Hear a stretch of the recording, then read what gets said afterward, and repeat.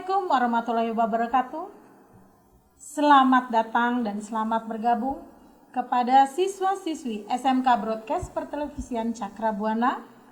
Di sini dengan Mem Hesti dalam mata pelajaran pendidikan dan kewarganegaraan di kelas 11. Anak-anakku sekalian, selamat atas kenaikan tingkat kalian di kelas yang lebih tinggi. Tentunya memerlukan tanggung jawab dan disiplin yang tinggi pada diri kalian dalam setiap pelajaran-pelajaran yang akan kalian terima di kelas 11. Baiklah, saat ini di kelas 11 kita akan mempelajari pendidikan kewarganegaraan dengan materi hak asasi manusia dalam perspektif Pancasila. Dalam KD dan tujuan pembelajarannya bisa kalian lihat di PowerPoint berikut, di mana di sini kita akan menganalisa masih adanya kasus-kasus pelanggaran HAM.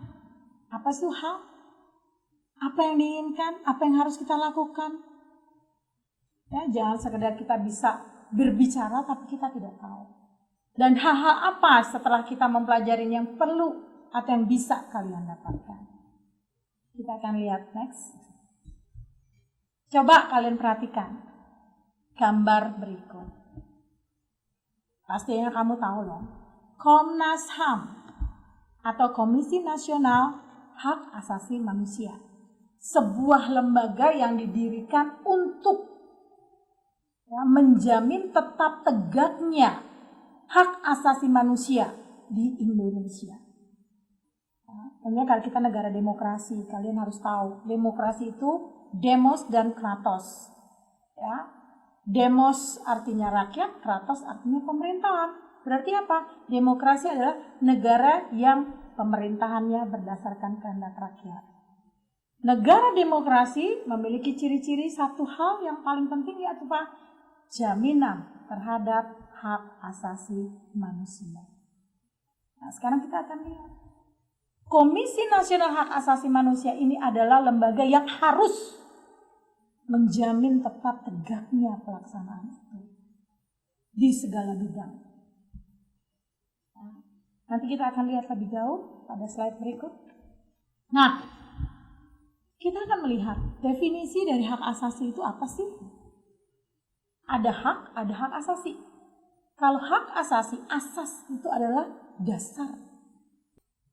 Hak asasi adalah hak dasar atau hak pokok yang dimiliki manusia secara kodrat sebagai anugerah dari Tuhan. Ya, how grateful we are. Kenapa? Ya, Tuhan memberikan semua hak itu, hak hidup, hak bebas, hak berbicara. Ya, tanpa kita harus melakukan apa-apa, kita sudah punya itu. Itu yang dikatakan dengan hak asasi manusia. Hak pokok, hak dasar yang paling pokok itu adalah hak memiliki agama. Setiap orang boleh memiliki agama, wajib bahkan. Ya.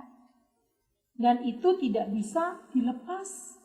Kalau kehidupan bisa tiba-tiba dihukum mati, hidupnya hilang. Tidak dengan beragama. Sampai kita pada saat di hari terakhir pun kita mau meninggal, orang selalu kan kalau di Muslim itu setiap meninggal dunia dan sebagainya pasti diazani. Itu menandakan bahwa kehidupan beragama itu dimiliki manusia sampai pada akhir hayat dan mulai daripada pembuahannya. Tuh, ini definisi hak asasi secara umum.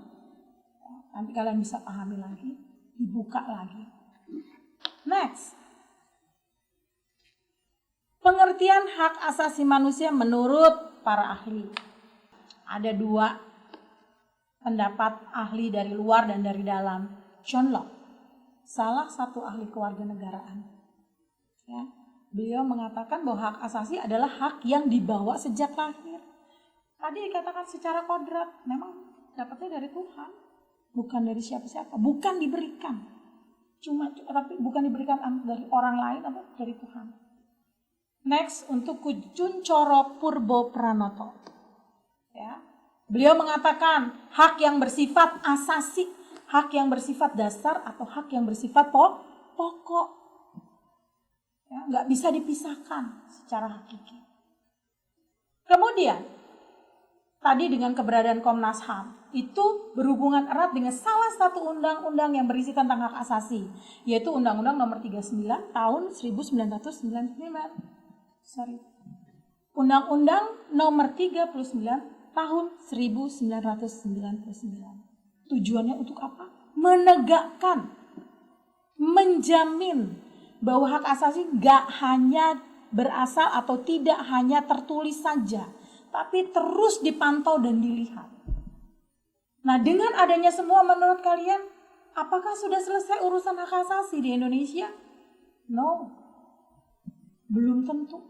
Selama ada kesewenang-wenangan, selama ada orang lain yang dirugikan oleh orang lain, disitulah hak asasi diperjuangkan. Disitulah berarti hak asasi juga dilanggar. Hanya di Indonesia? Tidak juga. Di seluruh dunia. Karena manusia itu kan punya 1001 kebutuhan dengan caranya masing-masing. Dan pasti ada yang good guy and bad guy. Nah, ini selalu ada. Yang terpenting adalah bagaimana solusi menegakkan, berani menyatakan yang ini salah, yang ini benar. Yang ini harus diadili, yang itu harus dihukum. Ini jaminan hak asasi kenapa harus ditegakkan. Berarti berhubungan bagaimana dengan the rule of law. Hukum yang ada di negara tersebut. Pasti hukumannya, hubungannya sangat. Oke, itu pasti hubungannya sangat erat antara jaminan hak asasi dengan hukum dan peraturan di sebuah negara. Oke, next. Konsep hak asasi dan kewajiban asasi. Ada hak, pasti ada kewajiban. Tadi kalau hak apa? Ya kalau hak sesuatu yang bisa kita terima, sesuatu yang bisa kita lakukan, itu hak kita. Kalau kewajiban berarti apa? Kebalikannya. Sesuatu yang harus kita laksanakan. Yang wajib dilaksanakan. Makanya disebut kewajiban, harus. Sebagai warga negara yang baik, kita harus lebih dulu melaksanakan kewajiban, baru kita boleh menuntut hak. Jangan nuntut terus.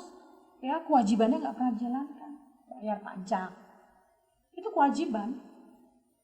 Kamu sekolah, coba lihat hak kamu apa, kewajiban kamu apa. Ini yang harus equal, sama. Ya. Ini yang kadang-kadang kita sendiri suka lupa atau melupakan diri. Kewajiban ntar aja deh. Selama nggak tahu. Ya, itu kembali kepada diri kalian masing-masing. Jawab sendiri.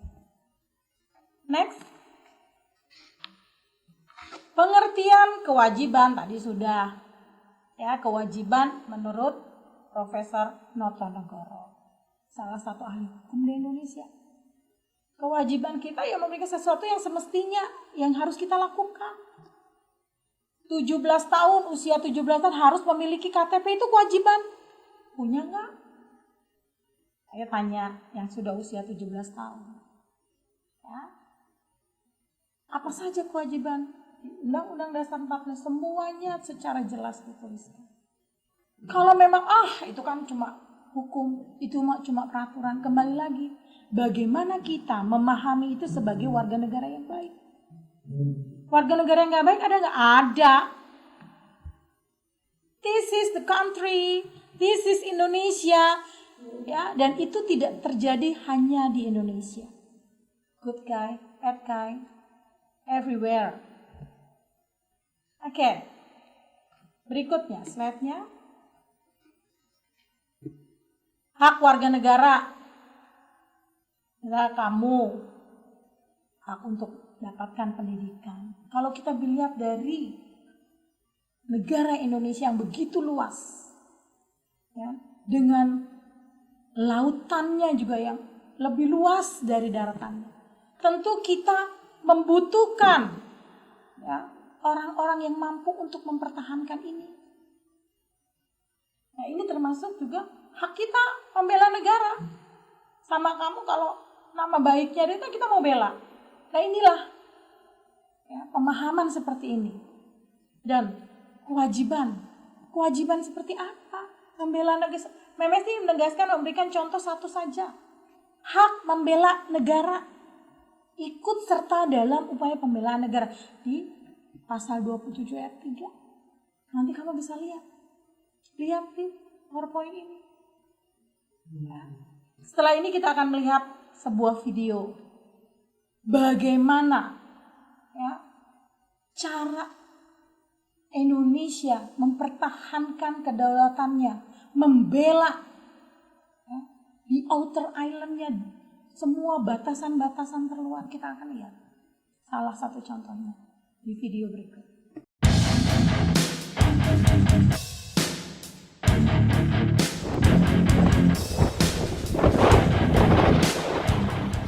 Kapal ikan dilindungi atau dijaga oleh Coast Guard China, sementara pergerakan KRI Ciptadi terus dicoba dihalau oleh kapal Coast Guard China yang mengikuti dari lambung kiri.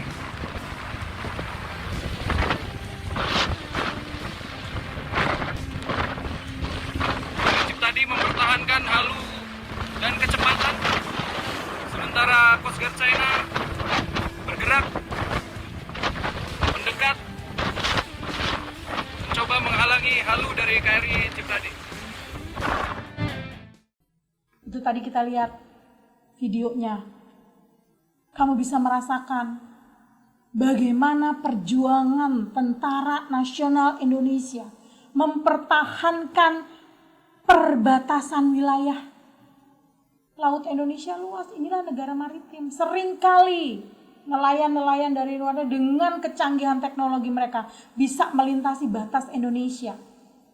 Ya. Jadi hukum internasional mereka lewatin. Kalau kita armada lautnya nggak kuat, bagaimana? Ya. Dan ini pada dasarnya tidak hanya TNI. Kita sebagai warga negara pun harus memiliki kekuatan mental yang tinggi untuk mampu mempertahankan dan membela negara Indonesia dimanapun. Tumbuhkan rasa nasionalis kalian, cinta kepada negara kalian, karena kalau bukan kita, siapa lagi? Ya, di sini Memesti juga ada tugas yang nanti kita akan share di classroom dan sebagainya. Ya, tentunya kalian harus lihat video ini dulu, kamu subscribe, karena itu salah satunya. Memesti pengen kalian aktif juga di dalamnya. Ya, nanti kalian kita bisa diskusikan di classroom. Baik anak-anakku sekalian, demikianlah pertemuan kita kali ini dengan materi hak asasi manusia dalam perspektif Pancasila. Semoga kalian bisa memahami maksud dan tujuannya. Kita akan kembali nanti bertemu pada materi-materi selanjutnya. Wassalamualaikum warahmatullahi wabarakatuh.